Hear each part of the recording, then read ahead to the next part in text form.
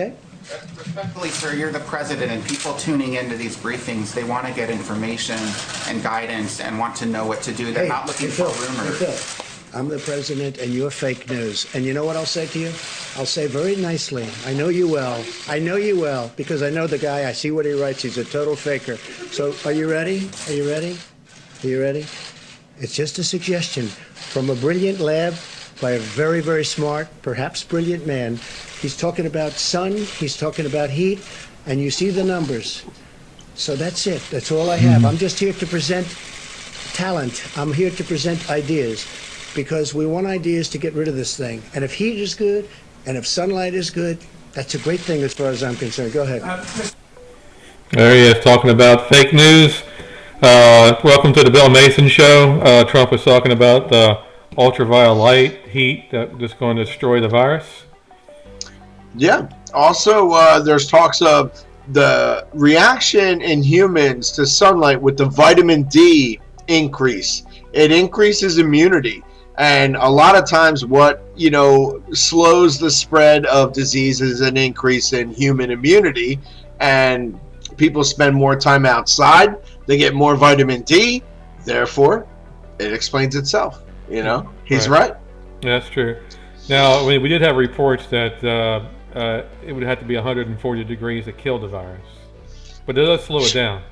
Sure, and that's with temperature. And there's also research now that certain wavelengths of ultraviolet light may be able to kill it on a surface. So right. I think this is so new. This novel coronavirus is so new that I've never seen the scientific community come together like they are. It's very strange that Big Pharma is now getting together with AI, and the people that do AI are like, yeah, we'll run all these programs for you, and we'll do all these things for you, and you guys will make sure that we get first dibs on the virus, right? The vaccine. We'll get first dibs on the vaccine, right? I mean, also too, the other people that are working together are the people that produce the rapid forms of cultures. So previously, like, to make a massive amount of a vaccine, you need cultures, and a lot of people don't realize that they do it in chicken embryos and different embryos and stuff like that, where they grow and nurture these things. And now these people are already getting ready for a massive surge. So they're prepping, which normally doesn't happen. Mm-hmm. They kind of wait for the order to come in. Right. Kind of like if you were making cheeseburgers, you wouldn't pre-make cheeseburgers. You wait for people to order them. But the case is flipped now, and there's a big conglomeration of scientists and everybody involved. Mm-hmm. So I think this is really like on the bad side. It took something terrible to make people work together. Yep, definitely. I mean, Johnson & Johnson's building a plant here. They're going to make billions of doses of their vaccine. So they must have some kind of working vaccine for Johnson & Johnson already. Well, I'm sure that they have had stuff in the works, because I have heard reports that Israel was working on coronavirus-based stuff, because this is not the only coronavirus. This is a very bad one. But Israel apparently has been doing research on corona-based viruses for a long time, which also makes me wonder. I mean, every country wants to have this bio-research portion of their military, and it's scary because nobody wants to talk about it, but they've all been doing it. I mean, the United States does it at Fort Detrick.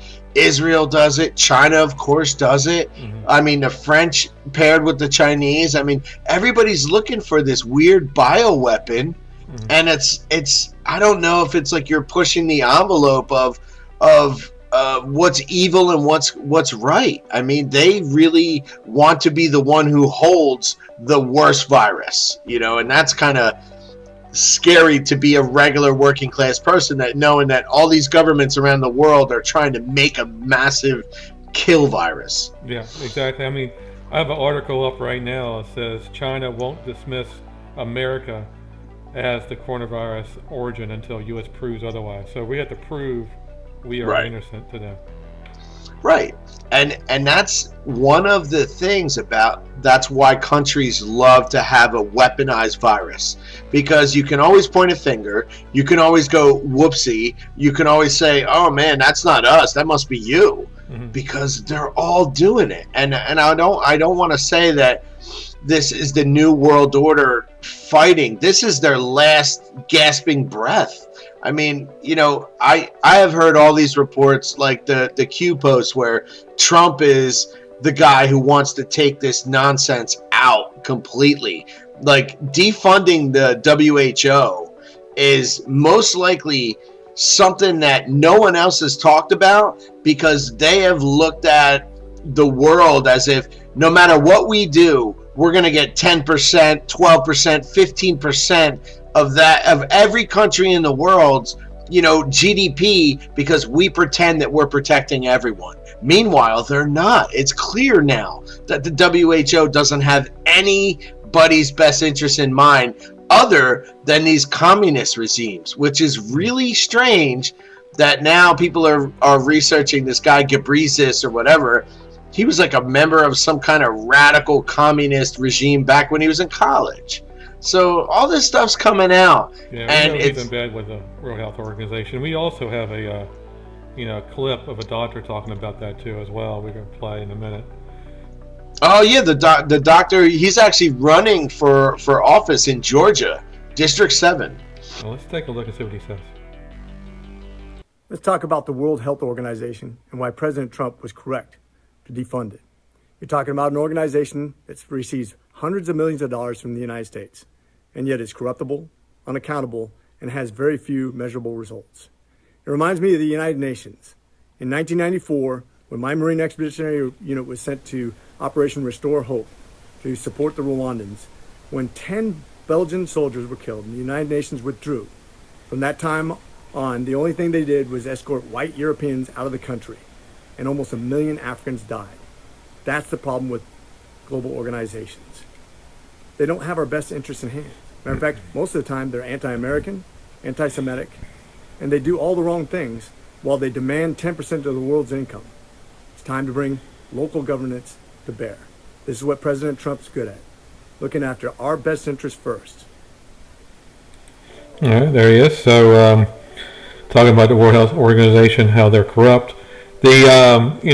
Getting back to, we already know that they botched the pandemic. We talked about it back in January. Yeah. They would never call it.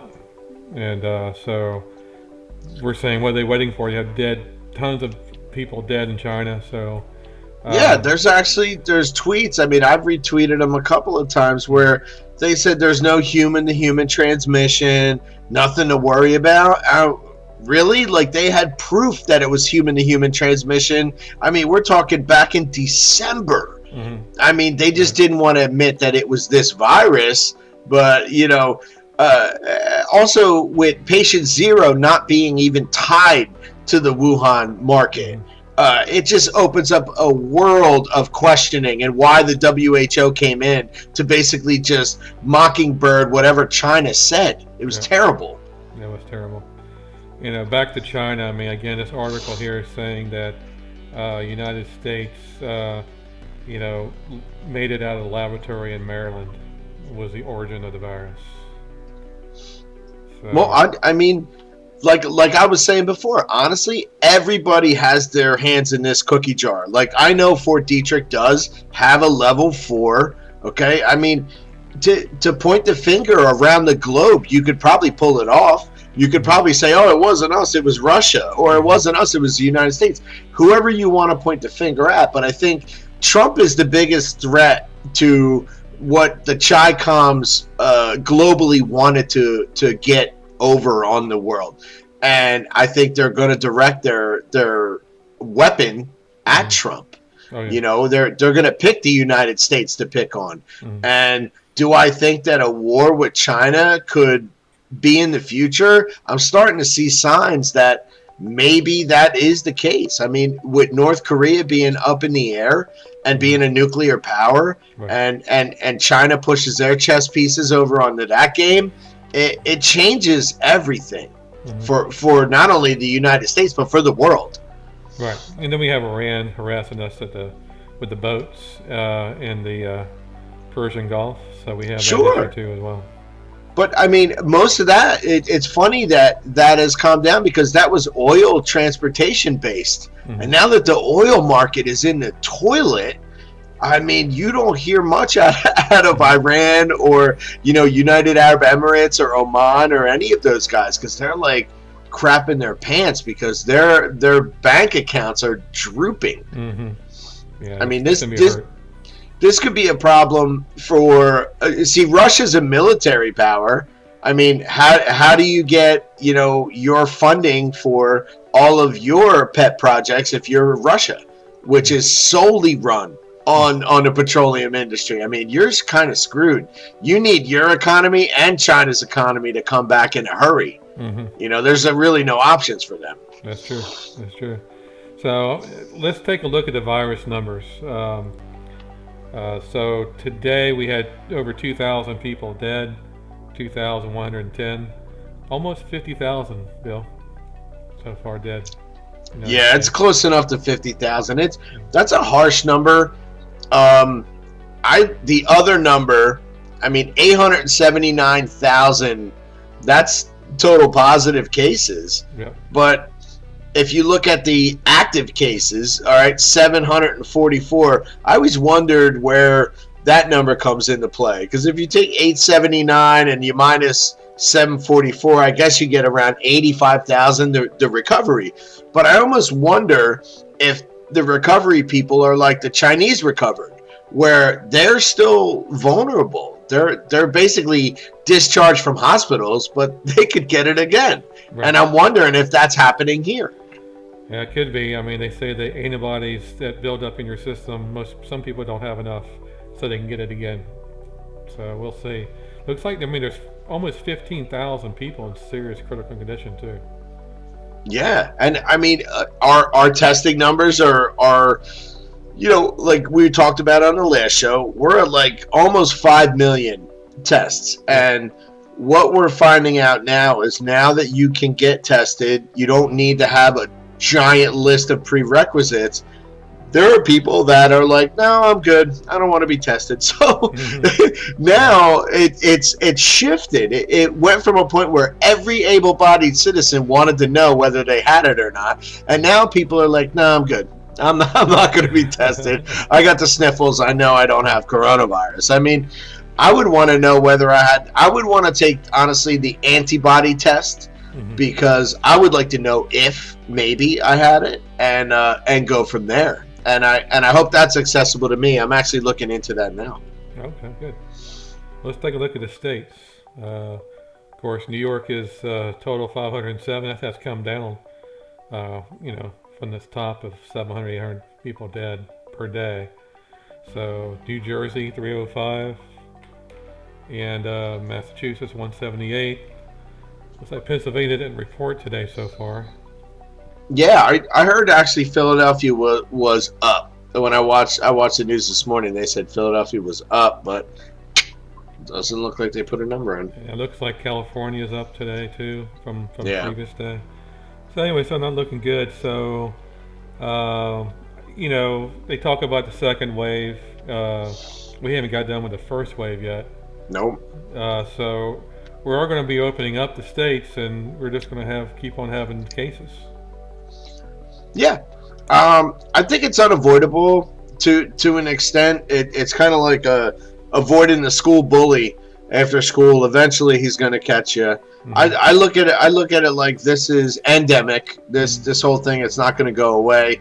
There's going to be states that are going to fight to open, and they may or may not have an influx where they did it. And some states, like, honestly, is anybody going to run to Montana to go to a shopping mall that's open if you lived in, like, Illinois? Part of the argument is that if some states open and other states don't, that it's going to bring infected into the uninfected areas and ruin the whole concept of opening their state. But nobody's going to drive for 4.5 hours to go to a mall. Well, it does let their local economy breathe a little bit. That's where I'm looking. Well, I live in St. Augustine, so we're not too far from the Georgia border. So right. Technically, if you want to go shopping or something, you could go to You like could. Savannah, places Yeah. like that to go Yeah. shopping. So yeah, there's border towns that can go across the state to Right. another city. So yeah, so technically, people will do that. Oh, I am sure, without a doubt. Just like when they said they were going to lock down New York, Mm-hmm. 1 million New Yorkers fled New York and went to Palm Springs, and you know what I mean. I understand that people are going to run for the hills when it comes to freedom, because that's what we're about.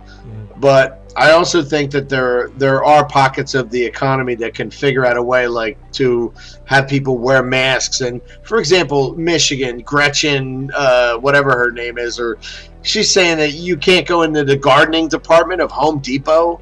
I mean, it's such an overreach. It's crazy. People are wearing masks. They want to get out and do what they can do. I get it. You can't go elbow to elbow at a sports bar and watch the Braves play. It's not going to happen yet. It's not going to be a thing for a while. But there are little aspects, people that are chomping at the bit. And I think if we baby step it, we might be able to do it. But you can't really hold back these small communities for much longer. They're gonna freak out, because part of the argument that I heard today was that if Nebraska, had 50,000 deaths from a virus, would New York City close? No, it absolutely would not. It's because New York's in the limelight that the rest of the country goes, oh crap, look at this. We should all be, scared. But we saw how New York handled it. They completely dropped the ball. They left their subways open. They didn't clean their subways. They did the most dastardly stuff they could. And I mean, they are the worst hit place because Democratic management of their crappy city turned into a powder keg of virus. I think some of the people that took steps early are in a lot better shape than New York. Right. California is one example. Yeah, I agree.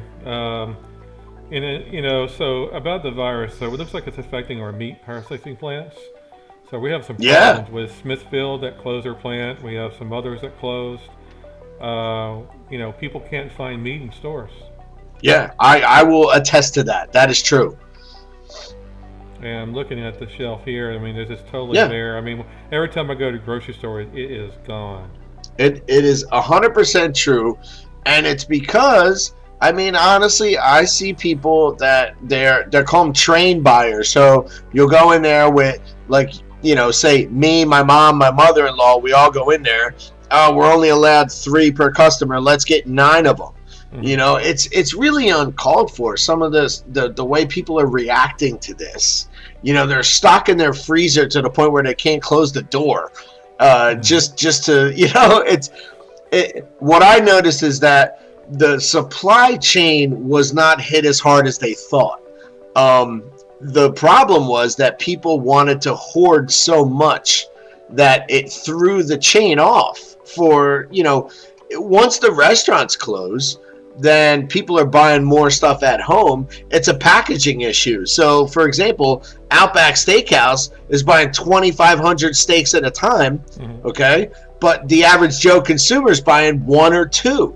So now that they have a certain amount of packaged steaks that are sent out, now this person, Joe American, he wants to buy 30 steaks or 20 steaks or 15 steaks. Package one at a time.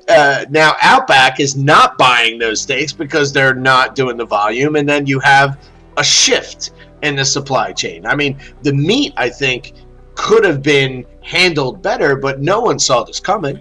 Yeah, because some distributors doesn't sell to grocery stores, so they just sell directly to the restaurants. So right, so, like around here we have like Cisco and like foods. Yeah, like they specifically supply restaurants and big buffets and stuff. Right. And so it's not like a Sam's Club or a Costco. Right. It's so turning that ship around to a grocery store. It'll take us.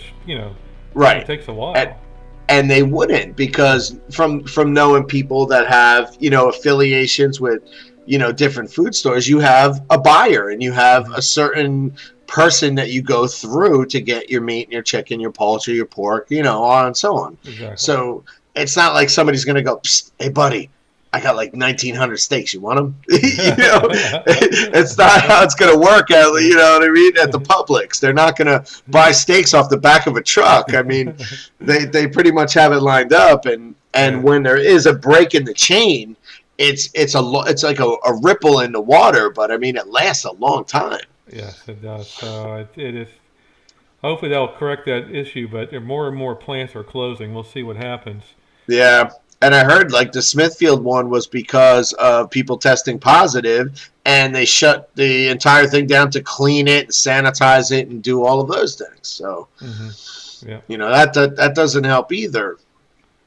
Well, let's move on to the stimulus bill. The stimulus bill was approved, and I know you're an expert at the stimulus bill. What's happening with the Democrats? I can't stand them.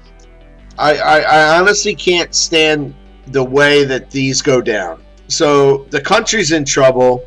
We need help fast, and we know where we need it. So we know where the money should go.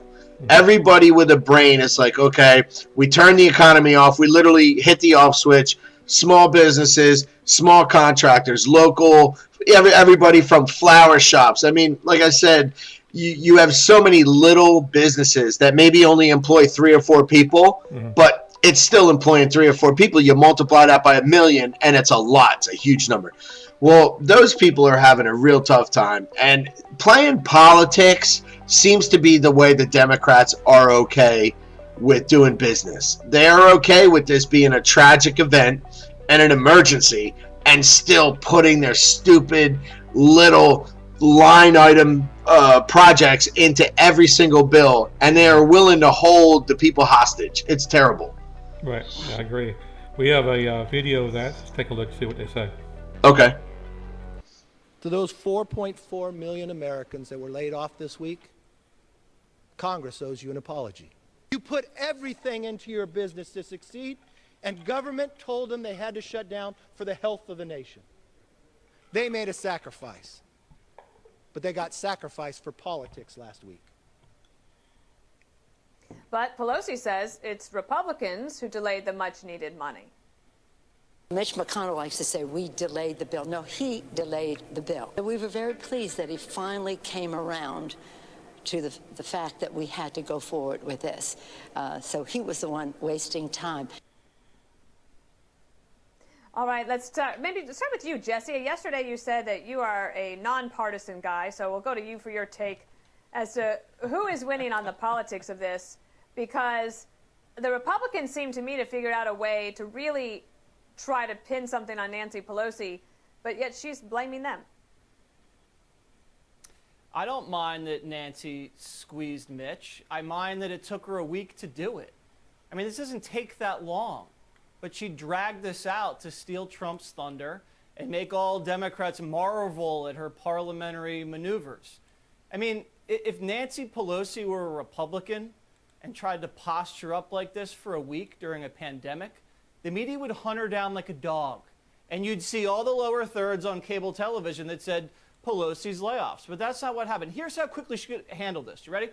You get Mitch on the phone. Doot, doot, doot, doot. Hey, Cocaine Mitch, it's Nancy. What we're going to do is this. I need a little bit more money for hospitals, testing, and small business loans, and we need it done soon. Mitch says, hey, Nance, we can't do this right now. Time's of the essence. Can we do it in a separate bill? Nancy says, no, we do it now, my way or the highway, and if you disagree with me, I'll just sleep on it for a week. Mitch says, okay, click. They call their aides. They add language to the draft. They call Mnuchin, says, hey, Treasury, we're going to need a little bit of money for this, that, and the other thing, and they get it done in an afternoon. But that's not what Nancy did. She dragged it out so she could have the... There we go. So summed it up. Yeah. He summed it up just what I was thinking. I mean, it was like pulling words from my mouth. It's the same old story with these Democrats. And the only way to stop their nonsense, I mean, if the only reason they stopped trying to impeach the president is because they saw an opportunity to get more of this stupid pork payback for their people during this outbreak. It's ridiculous. They literally do not give a rat's ass about the American public, the regular people. As we saw last episode with Pelosi eating, Dove bars with a Sub-Zero fridge loaded with ice cream. They have no clue what's going on out here. No, they're in a little bubble. And you know what?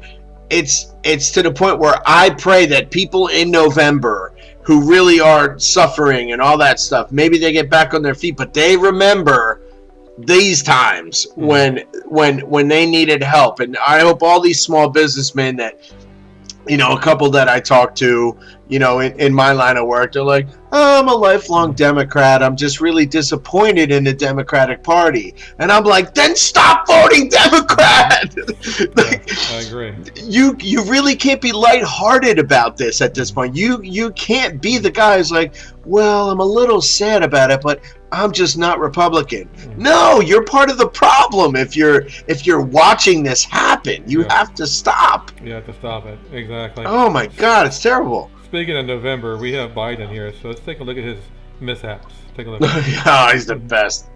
We hold these truths to be self-evident. All men and women created by the thing. Tomorrow's Superstar Tuesday. All right, Chuck. Thank you very much. All right. It's Chris, but anyway. My name's Joe Biden. I'm a Democratic candidate for the United States Senate. Look me over. If you like what you see, help out. If not, vote for the other guy. I love this place. Look, what's not to like about Vermont? One of the things I'm proudest of is getting passed, getting moved, getting control of the Paris Climate Accord. I'm the guy that came back after meeting with Deng Xiaoping and making the case that I believe China would join if we put pressure on them. You had people like you had people like the former chairman and leader of the party in Germany. Go to Joe 30330. Watch what happened when those kids from Parkland came up to see me when I was vice president. They went and some of you covered it.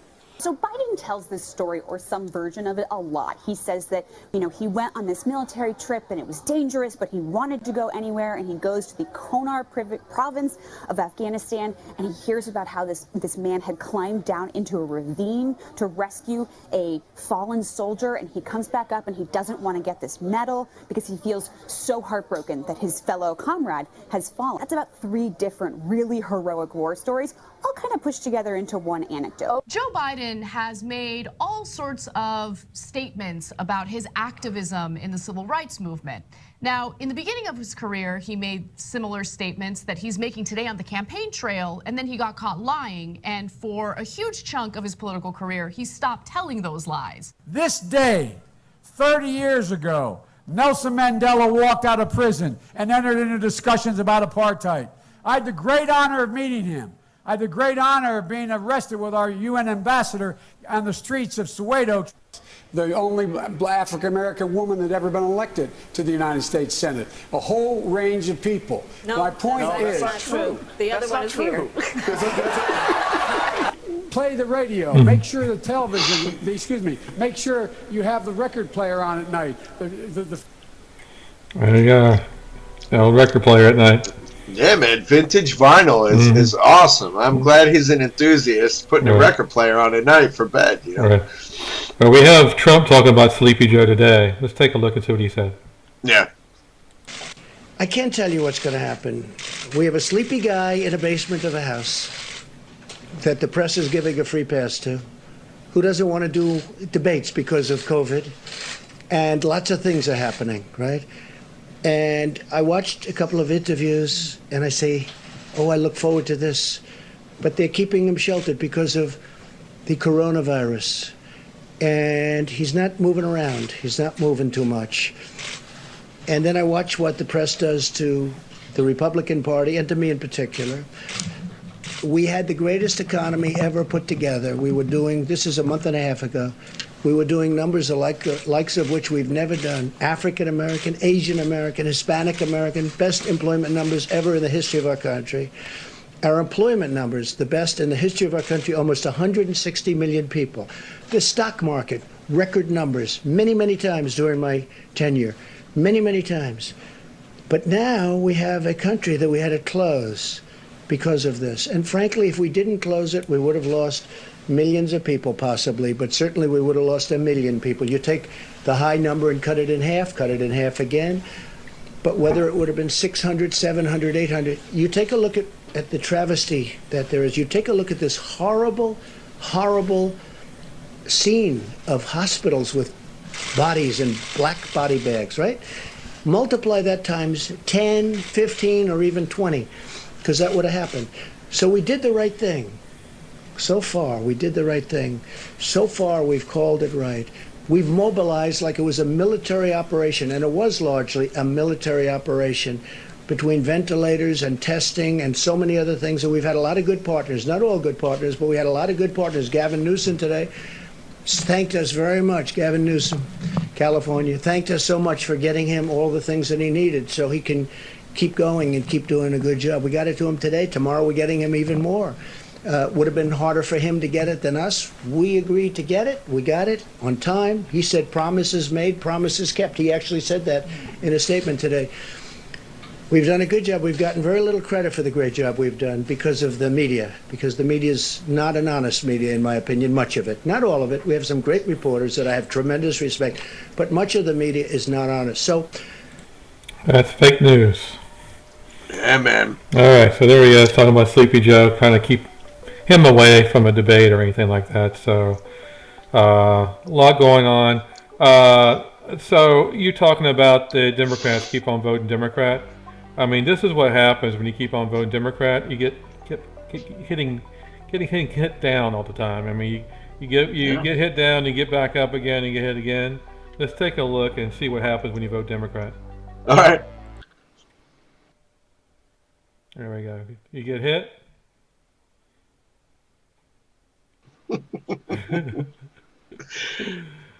You're like, oh, it's not that bad. Yeah. My candidate's gonna win. Yeah. He's good. Oh. There you go. So that's what happens when you vote Democratic. You just keep getting knocked down, and you don't even realize that it's pointless. Yeah. Yeah, it's true. All right. So that's the show tonight. Do you have any last words, Bill? No, I'm gonna look very deep into this bill that they just passed because I love to do that, and I hope for Tuesday I'm gonna have some tidbits of where they overspent and gave to their friends and relatives. Yeah. So I know you do a lot of research on that. That's the show on Tuesday. Can't wait for that to happen. And again, we're on Tuesdays and Thursdays. Make sure you subscribe, and we will see you next time. Yeah, have a good night, everyone. Thank you.